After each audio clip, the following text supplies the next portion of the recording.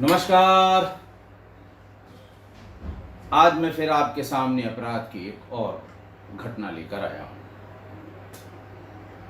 आज के अपराध की घटना थोड़ी पुरानी है, लेकिन एक अजीब सा ट्रेंड जो क्राइम में चलने लगा है उसके बारे में आज मैं चाहता हूं कि मेरा किस्सा गोई परिवार भी अपडेट हो जाए। प्रदेश है अपना उत्तर प्रदेश, जिला है देवरिया। देवरिया शहर के यूनिवर्सल स्कूल के पास कृष्णा नगर कॉलोनी से ईद मोहम्मद उर्फ बकरीदन मोहल्ले के कई संभ्रांत लोगों को लेके रात को 10 बजे थाने पर पहुंचे। थाने पर उन्होंने बताया कि उनका 7 वर्ष का बेटा सुबह 10 बजे घर के सामने खेल रहा था और उसके बाद से हम लोगों ने उसे बहुत ढूंढा, लेकिन उसका कोई पता अब तक नहीं लगा। मामला 7 साल के बच्चे का था। पुलिस ने तत्परता दिखाई, गुमशुदगी लिखी, बच्चे की फोटोग्राफ घर वालों से बुलवाई, उसका हुलिया गुमशुदगी में लिखकर तत्काल जिले के सभी थानों पर यह प्रसारित कराया कि एक बच्चा इस तरह का खोया हुआ है, अगर किसी की जानकारी में हो, कहीं मिले तो थाने पर सूचित किया जाए।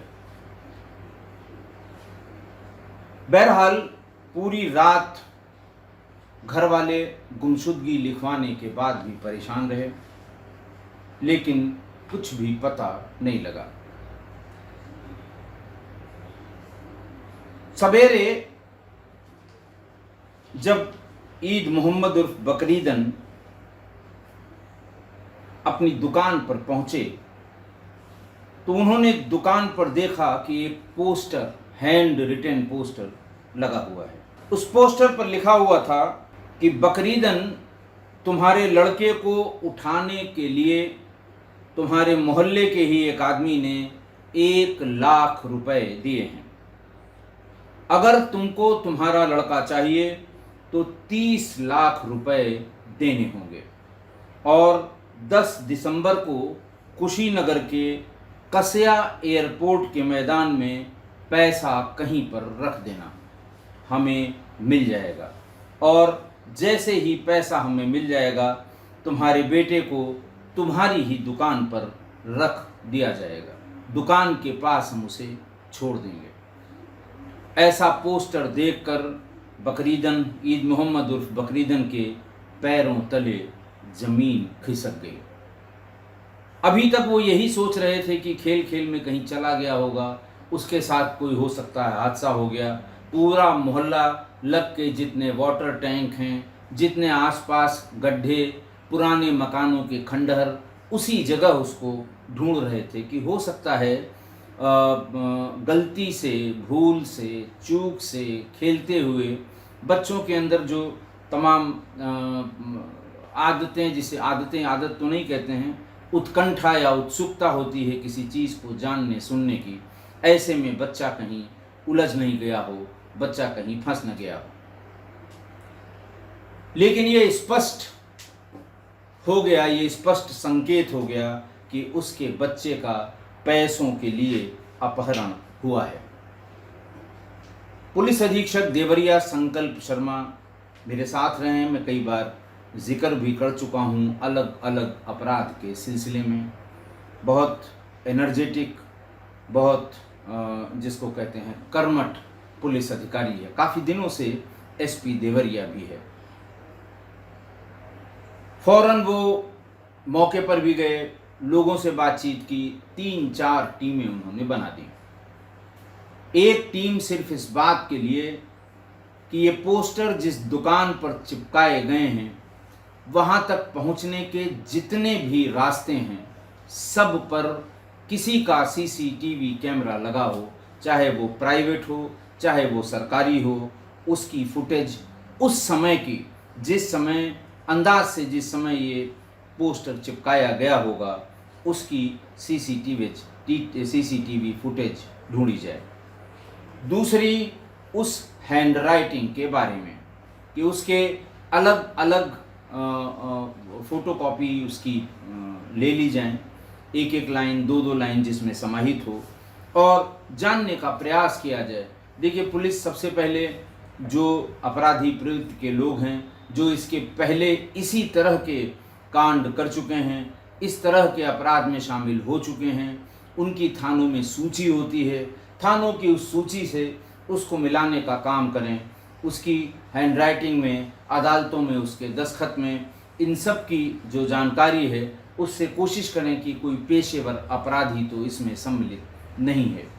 तीसरी टीम सादे में, मोहल्ले में, आसपास घूम कर देखने के लिए कि लोग इस घटना के बारे में क्या कहते हैं, किस वजह से हुई होगी, क्या दुश्मनी रही होगी, क्या कोई ज़मीन का झगड़ा रहा होगा, क्या किसी महिला से किसी तरह के कोई संबंध परिवार के किसी पुरुष से रहे होंगे। मैं बहुत बार बताता हूँ, बार बार रिपीट करता हूँ कि किसी भी घटना के कारण में जर, जोरू और ज़मीन, ये तीन ही मुख्य बातें होती हैं। बाकी सब इसकी सब्सिडरीज हैं, बाकी सब इसकी शाखाएं, प्रशाखाएं हैं। बहरहाल ढूंढते ढूंढते शाम तक पुलिस को थोड़ी थोड़ी सफलता मिलना शुरू हुई। पहला तो ये, पोस्टर लेकर जाते हुए, जेब से निकाल कर चिपकाते हुए दो लोगों की तस्वीर सामने आई। हालांकि थोड़ी दूर के सीसीटीवी फुटेज में था, चेहरा बहुत स्पष्ट नहीं था, लेकिन फिर भी चाल, ढाल, कद, काठी, इनसे उसको अंदाज लगाने की कोशिश पुलिस परिवार वालों के साथ कंट्रोल रूम में बैठकर बड़ी टीवी स्क्रीन पर बार बार इसे चलाकर पुलिस ने देखने की और पहचान करने की कोशिश की। ये दोनों ही एक पल्सर मोटरसाइकिल पर आए थे, जेब से पोस्टर निकाला था और तुरंत उसके पीछे गम लगाकर और उसे चिपका दिया गया था। पुलिस ने इसी कद काठी में 4 तारीख को, जिस दिन की ये घटना है, 4 दिसंबर की, 4 दिसंबर को इस कद काठी के लोगों को फिर उसी सीसीटीवी फुटेज में या उसी सीसीटीवी कैमरे की फुटेज में देखने की कोशिश की। उसमें भी थोड़ी थोड़ी सफलता पुलिस को मिल गई। बच्चे को पल्सर मोटरसाइकिल में बीच में बिठाकर ले जाते हुए वही दोनों लोग, मैंने फिर बताया कि चेहरे से पहचान नहीं हो पा रही थी, कद काठी, कपड़े, पहनावा, जूते, इन सब से पहचान हुई कि यही दोनों इसको 4 को दिन में करीब 10:30 बजे के आसपास बीच में मोटरसाइकिल में बिठा कर ले गए थे और इन्हीं लोगों ने ये पोस्टर भी चिपकाया है। बहरहाल पुलिस ने सारे फॉरेंसिक एविडेंस, यानी चिपके हुए पोस्टर पर जो फिंगरप्रिंट्स थे, उस दरवाजे पर अगर कोई मेटेलिक ऑब्जेक्ट था, जैसे हत्था होता है, कुंडा होता है, ताला होता है, इन सब पर जो फिंगरप्रिंट्स थे उसको उठाने की कोशिश की। लेकिन सबसे बड़ा काम किया डॉग स्क्वाड ने।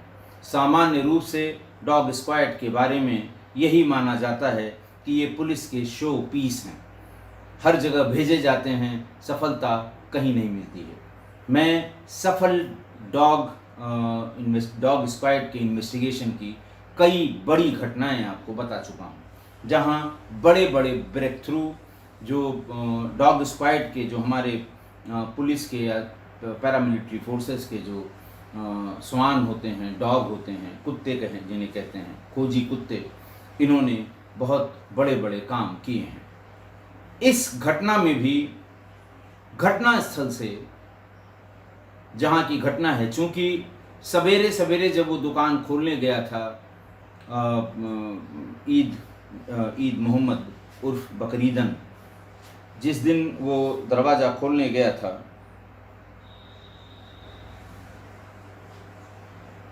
और पोस्टर देखा था, उसने तुरंत पुलिस को सूचना दी थी और पुलिस फौरन अपनी एफएसएल और डॉग स्क्वाड्स के साथ वहाँ मौजूद हो गई थी। डॉग स्क्वाड ने मौके से 20 किलोमीटर दूर पर एक तालाब तक यात्रा की। पीछे पीछे पुलिस वाले, डॉग हैंडलर अपने डॉग के साथ 20 किलोमीटर दूर तक पहुंचा। तालाब के किनारे आकर वो खोजी कुत्ता जो स्मेल को ट्रैक करते हुए पहुंचा था वहां पर रुक गया।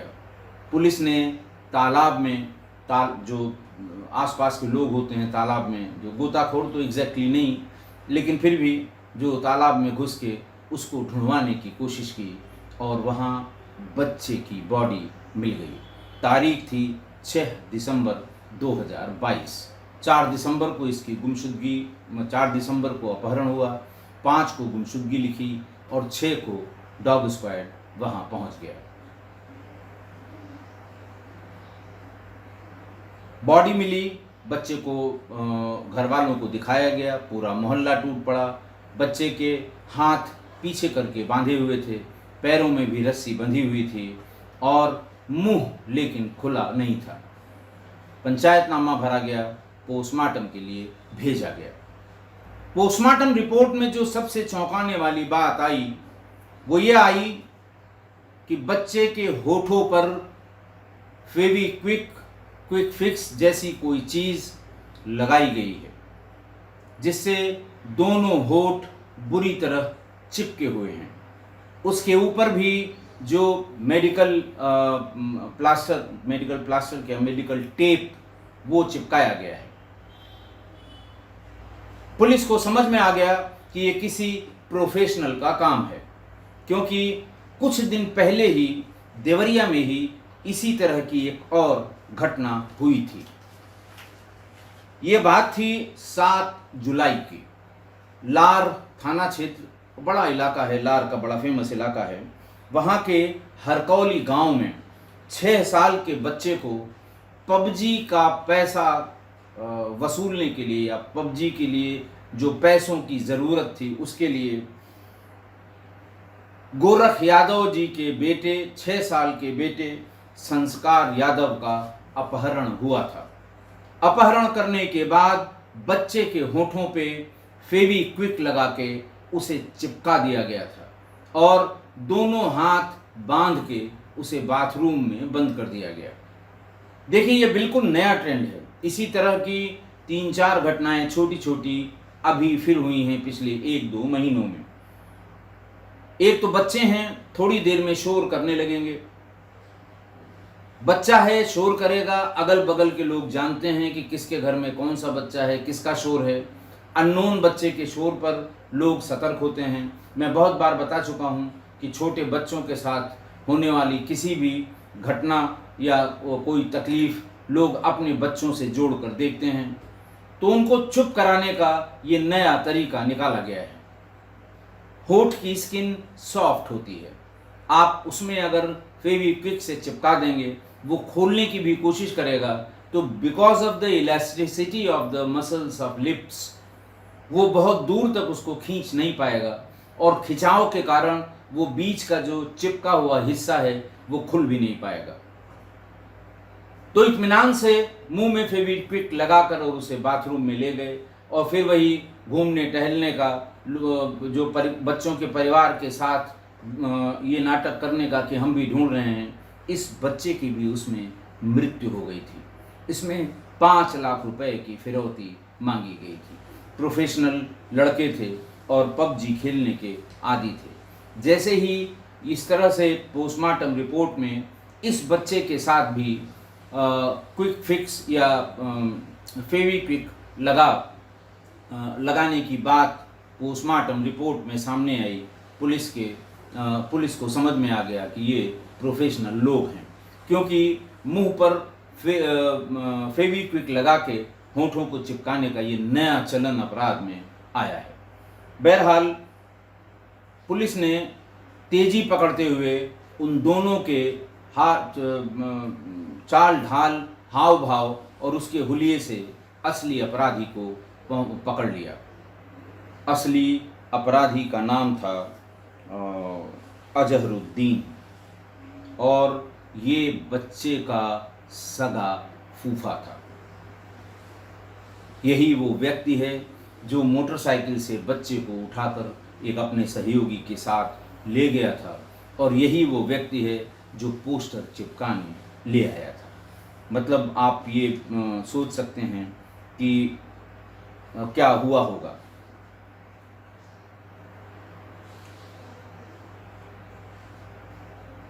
उसने अपने साथी का भी नाम बता दिया जो बाद में गिरफ्तार हुआ, और क्या मंशा थी इसके पीछे ये भी बता दी गई।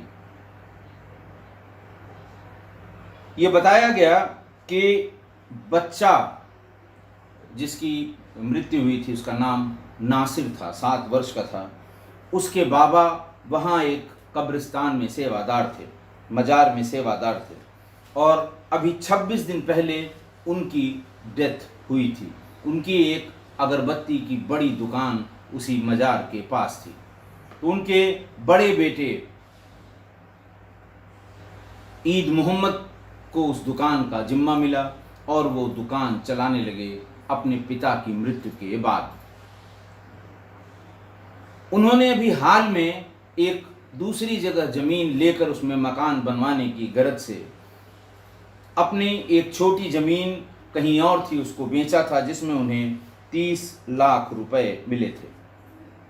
30 लाख रुपए मिलने की जानकारी बहुत कम लोगों को थी, और बच्चे के फूफा को इसकी पूरी जानकारी थी, और इसी 30 लाख रुपए के चक्कर में उसने बच्चे को अपहरण करके ये 30 लाख रुपए उससे वसूलना चाह रहा था। चाचा को गिरफ्तार करके, अजहरुद्दीन को गिरफ्तार करके उसे जेल भेज दिया गया, और पूरी वारदात जानने की कोशिश उससे कर ली गई।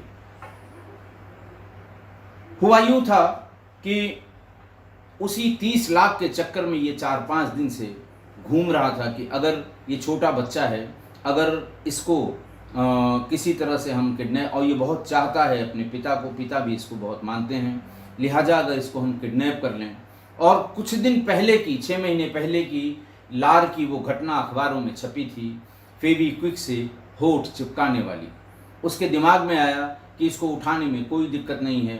सुबह 10 बजे वो खेल रहा था, मोटरसाइकिल से पहुंचा, बुलाया उसको अपने पास और कहा चलो टॉफ़ी दिलाते हैं। बच्चा चुपचाप बैठ गया। थोड़ा 20 कदम आगे जाने पे पीछे की तरफ उसका दोस्त भी बैठ गया। दोनों उसे लेकर एक खाली मकान में गए। वहाँ उसे उसके मुंह पर ज़बरदस्ती फेविक्विक चिपका दिया। थोड़ी देर में फेविक्विक का असर भी देख लिया कि उसकी आवाज़, उसके होंठ नहीं खुल रहे थे इसलिए आवाज़ नहीं निकल रही थी। तड़प रहा था वो। गले से जो आवाज़ नाक वाले स्वर से निकल सकती थी उसमें गूं गूं गूं गूं की आवाज़ आती है, जिसका अड़ोस पड़ोस में समझ पाना जो बहुत मुश्किल था। हाथों को पीछे करके अच्छी तरह से रस्सी और टेप से बांध दिया। फेविक्विक के ऊपर भी मेडिकल टेप लगा दिया कि ऐसा न हो बार बार मुंह खोलने की कोशिश में ये फेविक्विक छूट जाए या स्किन सहित निकल जाए, फिर ये चिल्लाएगा, हमारी दिक्कत होगी।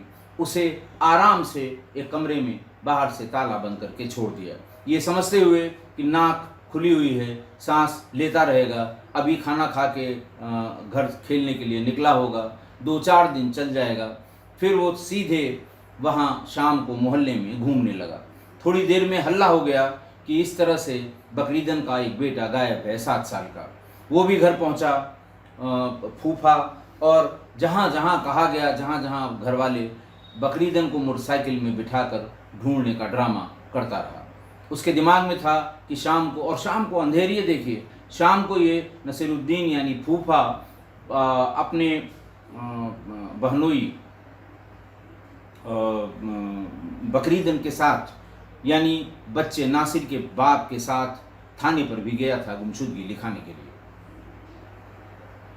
रात में आया, देखा कोई जिंदा है, वो बहुत ज़्यादा हलचल नहीं है, और 10 गालियाँ उसको दी, पड़े रहो, हल्ला करोगे, मारूंगा बहुत, इस तरह की बातें करके हाथ से पोस्टर बनाया। स्केच पेन खरीद कर ले आया, A4 साइज़ का पेपर ले आया और चिपकाने के लिए वो जो गम स्टिक होती हैं वो ले आया। सब जेब में रखा, अपने दोस्त को लिया, वहाँ पहुँच के ये पोस्टर चिपका दिया। फिर वो रिएक्शन देखने लगा कि दुकान खोलने कितने बजे जाते हैं। सुबह 8:30-9 बजे के आसपास जब बकरीदन अपनी दुकान को खोलने के लिए गए, पोस्टर देखा, पुलिस के पास गए, पुलिस का बड़ा लंबा अमला मौके पर आ गया। ये सब देख के वो जरा सा भी विचलित नहीं हुआ। थोड़ा हल्का हुआ जब माहौल, तो वो फिर पहुंचा वहाँ पर घर पे कि कुछ सामान लेकर हम वहीं चले जाएंगे जहाँ पैसा देने के लिए इसे बुलाया गया है, कुशीनगर के कसिया एयरपोर्ट के पास। लेकिन जब वो घर में घुसा तो उसके भी होश फाख्ता हो गए। तड़पते तड़पते 7 साल के उस बच्चे नासिर का दम टूट चुका था, वो मर चुका था। बैठा रहा, बार बार उलट पलट के कोशिश करता रहा, दोनों होठों को उसने हिलाने की कोशिश की, लेकिन बच्चा जड़वत हो चुका था। फ़ौरन उसको एक सफ़ेद चादर में लपेटा और उसके बाद वही दोस्त उसी के साथ ले जाकर 20 किलोमीटर दूर उसी तालाब में, किनारे से, निर्जन स्थान पे ये तालाब है, किनारे उसके खड़े होकर ज़ोर से उसको हिलाकर फेंक दिया ताकि लाश बीच में चली जाए। ये बहुत ही दुखद घटना हुई और दोनों अपराधी उसके जेल भेज दिए गए। आज की घटना। अब आप जरा कल्पना करिए, 7 साल का मासूम लड़का, होठों में क्विक फिक्स या होठों में फेविक्विक चिपका हुआ, तड़प तड़प कर वो मर गया, लाश को तालाब में फेंक दिया गया और ऐसा करने वाला कोई और नहीं, बच्चे का सगा फूफा। मतलब कल्पना करके भी सिहरन होने लगती है कि क्या क्या हुआ होगा। आप कल्पना कीजिए कि होठ उठा के ले जाने में उसे कोई परेशानी तो हुई नहीं होगी, फूफा था, फूफा फूफा कह के दौड़ा होगा, कहा होगा टॉफ़ी खिलाता हूँ, तुरंत दौड़ के पीछे मोटरसाइकिल पर बैठ गया होगा, खुद ही भाग कर आया होगा, घर पे लाया गया, तब तक उसे कोई चीज़ अनयूजुअल नहीं लगी कि वो चिल्लाए। जेब से फेविक्विक निकला और फिर हाथ पैर पकड़ के फेविक्विक लगा दिया गया। 10 मिनट उसके सूखने में लगता है, 10 मिनट तक उसका हाथ पैर और मुंह पकड़ा गया। फिर जब देख लिया कि हाँ अब फेविक्विक काम कर लिया, उसके ऊपर से मेडिकल टेप लगा दिया गया, हाथ पीछे करके बांध दिया गया। अब आप सोचिए कि बच्चे का वो कष्ट में, कितने कष्ट में था, दर्द में था। वो सिर्फ हिल डुल सकता था, चिल्ला नहीं सकता था, कोई आवाज़ नहीं निकाल सकता था। गले में जो भी आवाज़ गले से निकल रही होगी नाक वाले स्वर से, वो ऑडिबल नहीं होगी या स्पष्ट नहीं होगी, गूं गां हूं हाँ इस तरह से। और उसके सिर्फ इस कष्ट में आंसू ही गिर रहे होंगे, उस मासूम से बच्चे के, तड़प रहा होगा। हिलने डुलने में वो सिर्फ रोल कर पा रहा होगा, चोट भी लग रही होगी, दम पूरा लगा रहा होगा। और इस बीच में वो फूफा बच्चे को ढूंढने का ड्रामा करता रहा। शाम को घर आ गया, फूफा देखा, गालियां दी, कागज़ खरीद के ले आया था, स्केच पेन खरीद के ले आया था, वहीं उसी कमरे में बैठ के पोस्टर लिखा, फिर दुकान पर जाकर पोस्टर चिपकाया। कितना निर्दयी होगा वो।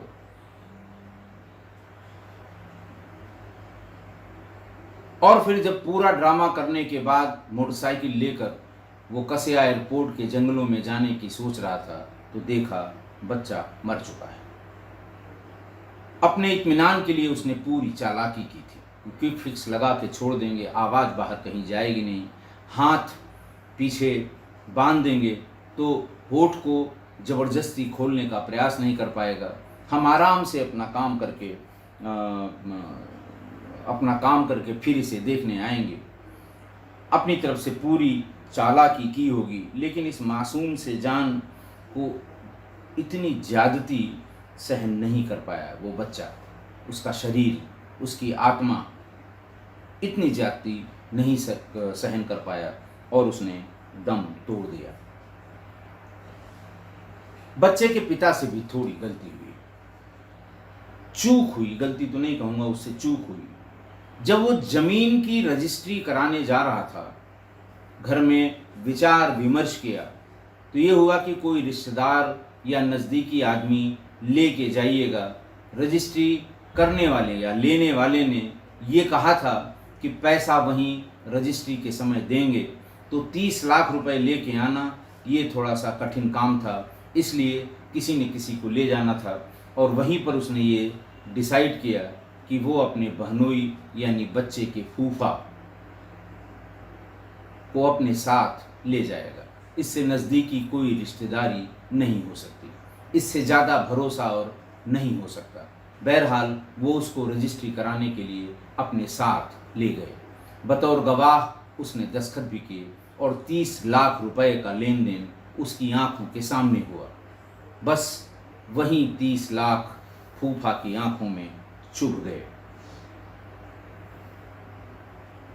मैं चूक की बात इसलिए कह रहा हूं कि फूफा जो रिश्ता है, फूफा, ये सभी रिश्तेदारियों में या सभी प्रकार के रिश्तों का विलन माना जाता है।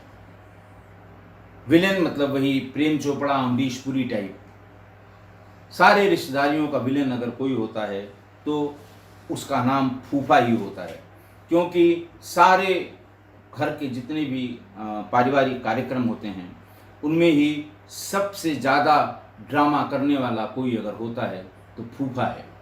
तमाम मीम बने हैं इस पे, तमाम चुटकुले बने हुए हैं इस पे, और चूँकि घर का दामाद होता है वो और पुराना दामाद होता है तो सारे आयोजन में बुलाना भी ज़रूरी है। उन पर कड़ी नज़र भी रखी जाती है कि कब ये इस आयोजन में बवाल कर देंगे। तो काम ज़्यादातर ऐसे शादी ब्याह में बिगाड़ने वाले फूफा ही होते हैं, और इसीलिए इनको रिश्तों का प्रेम चोपड़ा कहा जाता है। पर हैं तो फूफा और सगे रिश्तेदार। अब ऐसे में मैं किस्सा गोई परिवार को क्या सलाह दूं? आप सभी समझदार हैं, आप सभी जानकार हैं, आप सभी बहुत एक्सपीरियंस्ड हैं कि ऐसे में, अब रिश्तेदार तो हैं ही हैं, ऐसे में या ऐसे रिश्ते को या ऐसे फूफा को कैसे डील किया जाए या खुद समझ सकते हैं। आज के लिए इतना ही। बहुत बहुत धन्यवाद।